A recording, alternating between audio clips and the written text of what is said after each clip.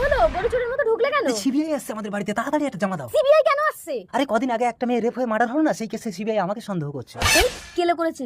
শোনো, সিবিআই এর সামনে ভাব নিতে কম করবে না, আর অল্প কথা বলবে, যা বলবে ইংরেজিতে বলবে, তাহলে মনে করবে শিক্ষিত লোক এইসব নোংরা কাজ করবেন। ইংরাজি কি করে বলবো, আমি তো মূর্খ। বেশি কিছু বলতে হবে না, বলবে yes no very good. Yes no very good. এই ছুটে এসে কোথায় লুকিয়েছিস? হ্যাঁ স্যার বলুন। তোর নাম কি রে? হারালাল সামন্ত।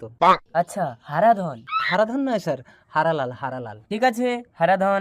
আবার ধন ধরছেন, ধন ছাড়ুন, ধনটা কেটে লাল করুন।